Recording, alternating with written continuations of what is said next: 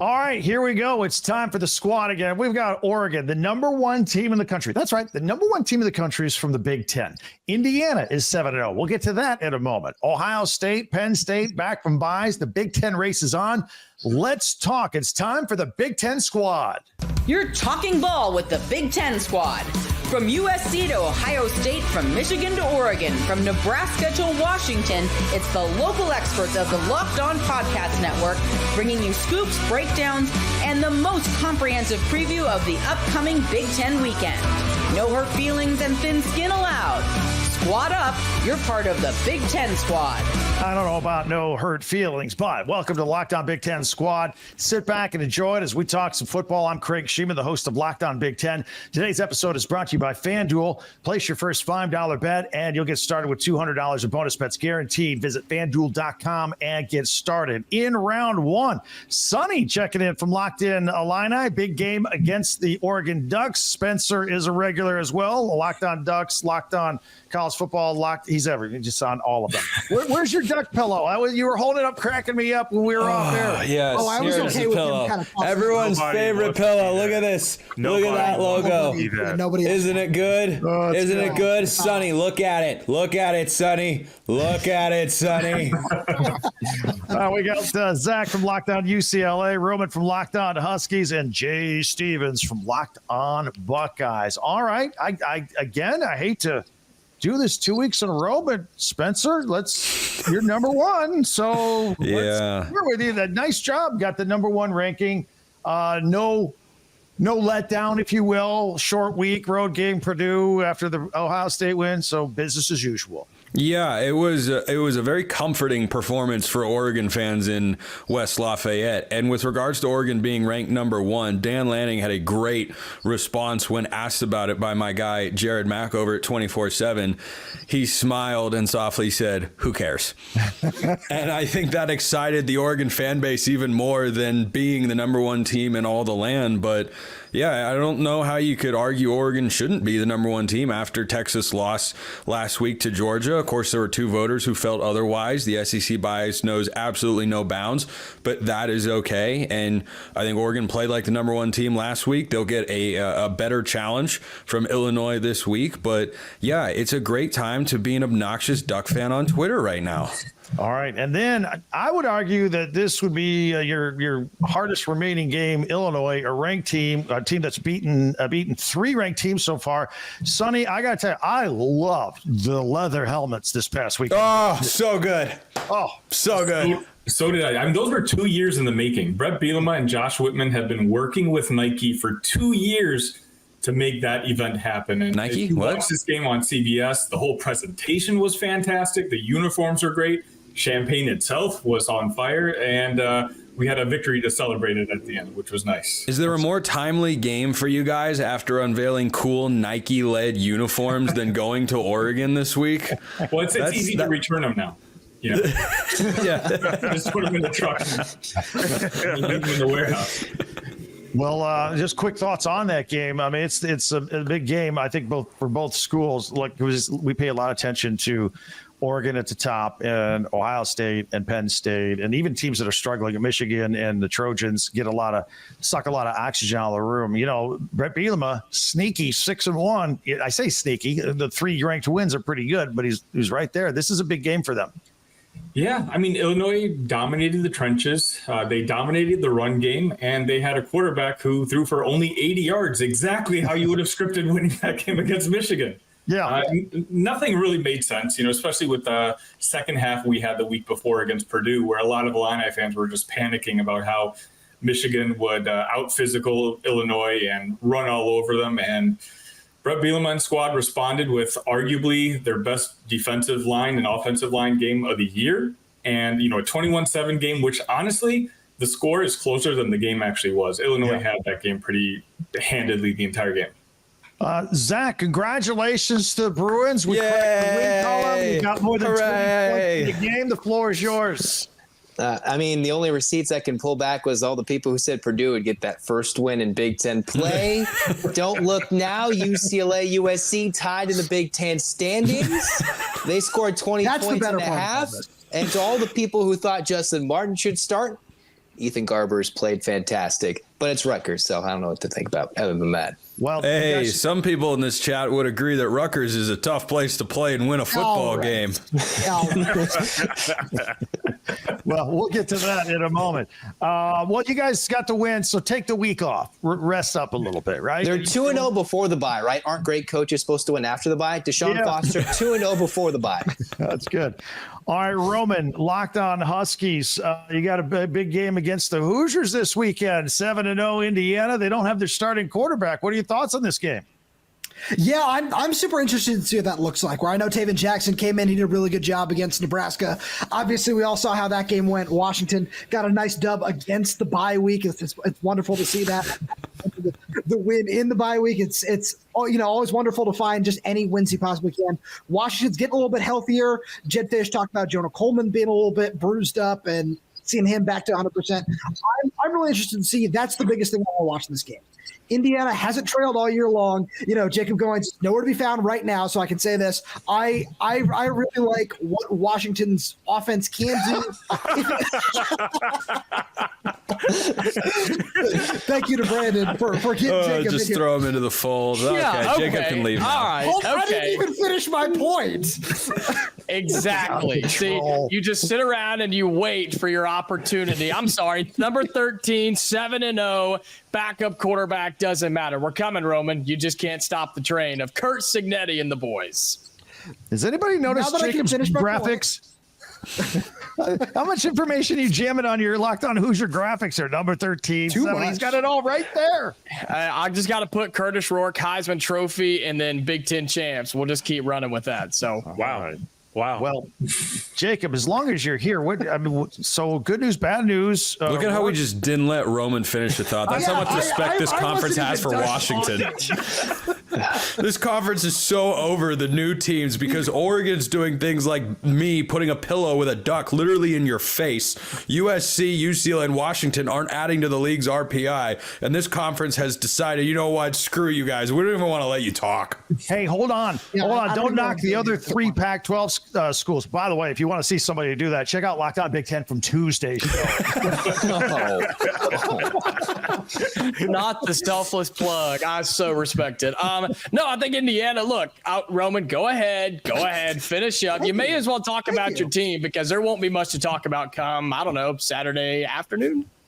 I hope we can clip that one in case things go a different way. Shout out Michael Penix, by the way, backing Washington in this game. But really, the one thing I'm most interested in is, as we know, Jacob, your Hoosiers have not trailed all season long. And if Washington can run the ball effectively, I like that matchup. I've been so impressed with Jonah Coleman all year long. And if Jed Fish can find a way to improve on some play calling issues, especially in the red zone, which has been such a big issue all season long, I think Washington has a shot. Obviously, our friends at FanDuel feel that Indiana is, favored by 6, and I get it. I'm not arguing that point at all. But I'm just saying I like the talent that Washington has, and coming off a bye week, I like their chances. Roman, I have a question for you. True or false? Washington would be a better football team if they called more speed options in the red zone. False. What Washington would be a better team was if they could score more than 50% touchdowns in the red zone. They're 14-28 in that metric this year.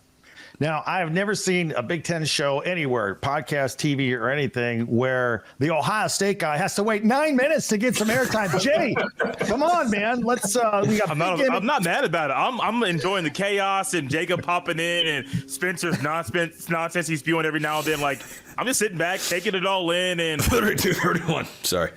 Hey, man, it happens. Bless you.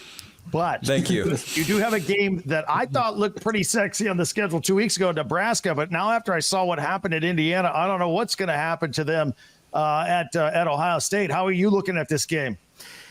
I'm watching certain things with injuries, but I do think Nebraska's going to lose. It's also Ohio State's homecoming, and that's just a game you get ramped up for. But coming off of that Oregon loss and then the bye week, Ohio State better win the battle in the trenches this weekend, because if they don't, Ryan Day might pull his hair out. He challenged the guys on defense about, hey, why aren't we getting sacks? Or challenge the defensive coaches about why are certain things happening in big games when our players are better than what we're coaching them to be. So I do think this game is going to be pretty out of hand pretty early. I'm not even going to be a guy that's going to say like, oh, Ohio State will match IU score from this past weekend. I wouldn't do that either.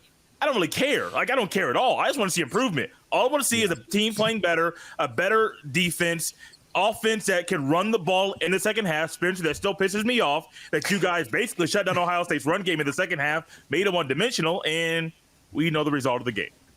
Yeah. All right. Well, we're looking forward to it. We're just kind of warming up here. I usually tease what's coming up next to keep people listening. I have no idea which one of these guys are remaining with me. Stay tuned and find out as we jumble the Brady Bunch screen here. All that's coming up in 1 minute here on Locked On Big Ten. The squad continues. Hey, football fans, NFL fans, games get a lot more exciting. If you got a little action on them here, you can check it out with FanDuel. FanDuel, big returns on NFL games, America's #1 sports book. So when you get a hunch in the middle of the game, you can check out the latest stats, view live play-by-play, and a whole lot more on the same page where you place your bets. You'll get started with $200 in bonus bets guaranteed when you place your first $5 bet. It's at FanDuel.com. I told you last week that the Broncos were going to cover the -2 against the Saints. We got more Thursday night football.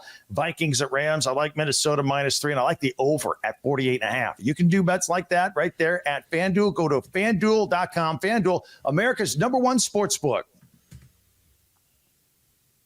All right, as we continue with the Locked On Big Ten squad, let's see who we have here. Okay, all right, we got Zach from Locked On Nittany Lions, and we lost a few people as well. All right, so we're good. Now we can have a calm conversation. Spencer's gone, all that kind of stuff. Time to roast him. Let's go. Yeah. Since Zach, yeah, if you want to roast him, go ahead. But since I got Zach here from Locked On Nittany Lions, who's been very patient with us throughout all this, let's talk about what you thought about, Penn State took a week off. They got to buy a game at Camp Randall. Now to get back into it here, still an unblemished record. I think the bye week's very beneficial for them. They are this is a team across the board that has a new OC and a new DC. So you still have to get used to the new system. You have to get used to trying to fit all the puzzle pieces together. So the fact that Penn State has gotten to this point unscathed, they're 6-0, and then they have the bye week to not only get healthy, but to kind of fine tune the little things. I still think that better days are ahead for Penn State, both on offense and on defense. Well, I really liked how they improved it. My observation from Penn State was the improvement in the defense week in and week out. A lot different from the Bowling Green game to, say, their last couple of games, where it seems like the later the games got, the tighter the defense got. Would you agree with that assessment? I mean, they're really dialing it in, I thought. I mean, that makes sense, right? These are two veteran coordinators, and that's just not relegated to a Tom Allen either. Andy Kotelnicki only had 6 points. That offense only scored 6 points in the first half against USC. But yes, so to say that Tom Allen has made second half adjustments, that shouldn't be not unexpected. That should be expected because that's a veteran coach. That's a veteran head coach now turned defensive coordinator, and players that are still getting used to the system and finding the right role. Okay, hey, we got to tweak this. We got to change this. We got to move him down in the box. We got to take him and put him in back off coverage, right? It's the little things that aren't going to show up immediately, but they pay dividends. And the only way you're going to find out those things is by actually playing games. You can only learn so much about yourself in practice. Jacob, Curtis Rourke's getting Heisman talk, and then he breaks his thumb or whatever that was, thumbnail, whatever. So surgery, going to be out this week, but because of the surgery, might be back as soon as next week against Michigan State. What exactly happened there, and how dire is the situation? Is it just a one-game absence for Indiana's quarterback? Well, that's what's interesting is they said he's out indefinitely. They said he's out for at least a week. Then he gets surgery on Monday, right? I think it was early in the week. He got surgery, and then they're like, oh, yeah, he's probably back next week for Michigan State. And it's like, who the heck comes back after surgery for a week, even if it is on your thumb? So I don't really know. The way that I look at it, though, is Taven Jackson played a really good second half against Nebraska when the game was basically out of reach anyway, had two touchdowns, no turnovers, was really, really effective moving the football. And so the way that I look at it is this: no disrespect to Washington or Michigan State, since Matt's not here to defend himself. if you don't have to bring back Curtis Work in these two games, don't. I mean, if he's just 100% healthy, ready to go, the thumb is completely fine, then yeah, you want to bring him back because he's playing at a really high level. But if you don't need him, wait until Michigan comes to Bloomington and then bring him back, which is the biggest game of the year to that point. Of course, Ohio State's coming up down the stretch. So a really weird situation, but Coach Cignetti said he's got full confidence in Taven Jackson. I do too. And with it being Washington, I think we're okay. Okay. Roman, any answer to all of that? Yeah, I mean, this is what happens when Indiana is relevant for what, first time in decade plus. Let's call it that. I have Indiana come on. He's right. Because first of all, I wore my Lil Sebastian shirt to pay homage to Indiana and try to deflect and be nice to Jake if there are any Parks and Rec fans out there, but. I mean, I just come in and I'm taking these shots when Washington was in the national championship last year. That still means something to me. But on top of that, Jacob, you got to remember, this is still the number 9 total defense in the nation, number 1 passing defense in the country. And I'm really interested to see that matchup's going to look like in particular, where if it were Curtis Rourke, I think it would have been even more fun, honestly. This is going to be a better game than people think, especially with Washington having the bye week and getting that defense right, getting a couple guys back healthy. The one thing that I'm really going to watch even more than the secondary is what this pass rush is going to look like against Indiana's offensive line, which has certainly been more than solid, but don't sleep on Washington's pass rush either. Okay.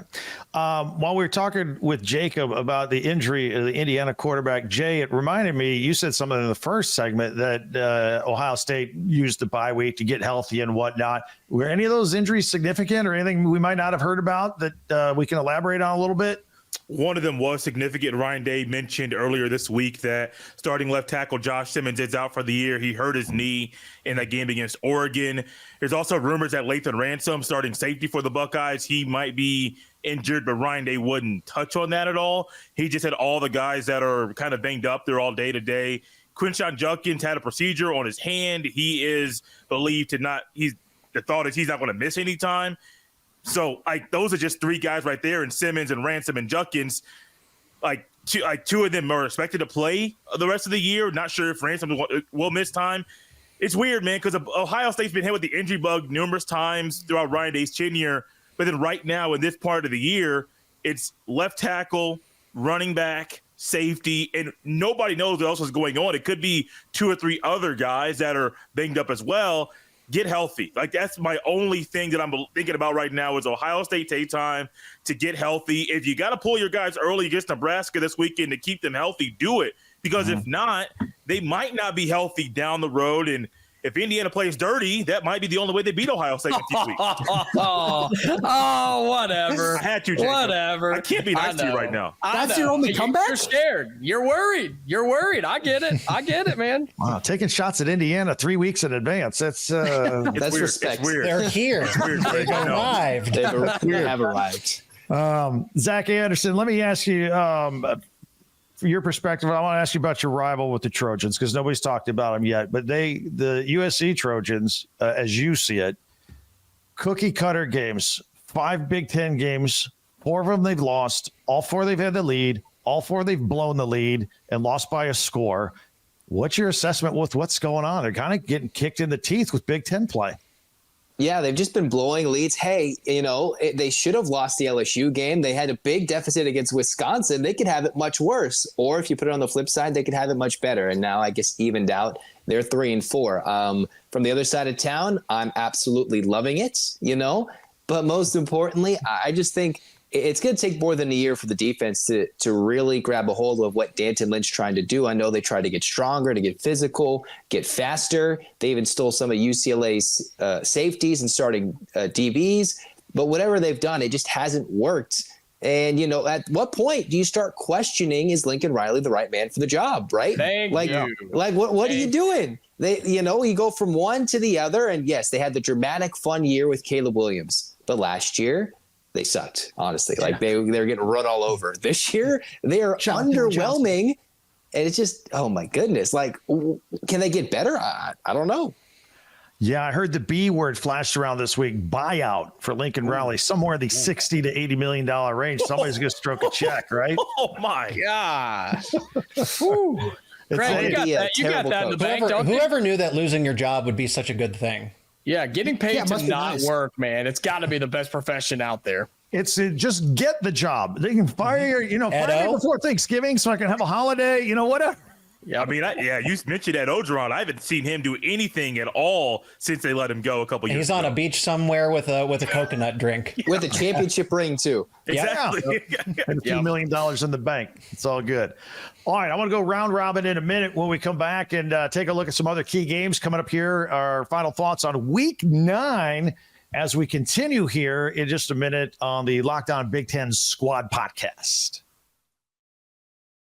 I want to tell you about Prize Picks Daily Fantasy. Prize Picks is the best place to get real money, sports action. This is a lot of fun with over 10 million members and billions of dollars in awarded winnings. Prize Picks has made daily fantasy sports accessible to all. You can just pick more or less with some stats on at least 2 players for your shot to win up to 100 times your cash. Run your game all season long on Prize Picks. That's right. You can now win up to 100 times your money on Prize Picks with as little as 4 correct picks.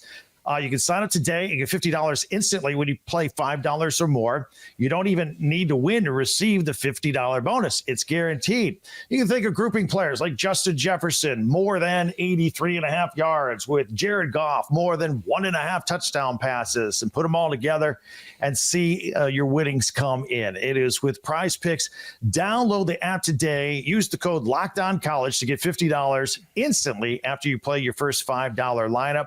Download the app today and use the code LOCKEDONCollege to get $50 instantly when you play your first $5 lineup. Prize Picks, run your game.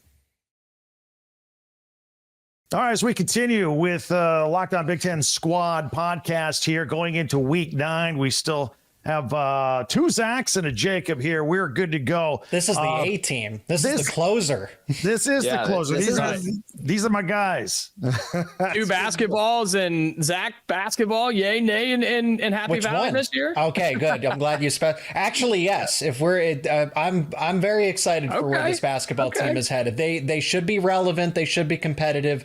If they miss the tournament, I'd be surprised. Yeah, I'm angry, by the way. UCLA just lost to San Diego State in a closed-door scrimmage, and they apparently were missing like 4 players. San Diego State was. So apparently I'm all out of the Bruins. That's exaggeration. But the last 2 days, including today, UCLA basketball has crushed my soul. Football, let's go. My apology. Football, let's go. Let's go. All right, let me bounce you guys around the Big Ten a little bit. By the way, does anybody think Oregon, who has won 3 games against ranked teams, can go in there and give Oregon a fight?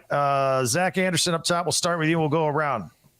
I believe Illinois will, it'll be interesting, right? That's the team that's been slept on. They've done some interesting games. They didn't really give Penn State too much of a big fight earlier in the year. I'm not sure if Oregon falls asleep, maybe after playing Purdue, but I'm not entirely sure. I don't know where I fall on the Illinois front. All right. Other Zach, how about you? I hate that. Other Zach. No, I know what you I know what you mean. But I think Illinois is punching above its weight class here. I look at Oregon and this being a road trip for Illinois, right? The cross country stuff still matters. I know they don't have to go coast to coast, but that still does matter, flying all the way out to Eugene. I'm going to take the Ducks here. I do think they cover. It's Oregon. Oregon is just, I think, a little bit too much here for Illinois. I mean, Penn State was a 17-point favorite for a reason. They ended up winning by 14. Oregon's a 21-point favorite. I just don't. I will give Illinois credit. They're well coached. They're disciplined. Everybody's bought in. This is a veteran team, but they certainly have. I mean, they do have some issues that we're finding out. Like, hey, Nebraska's not as good. They went to overtime and won by a point against Purdue. Like, that's really concerning here. I don't think the Ducks should have any issues. Jacob?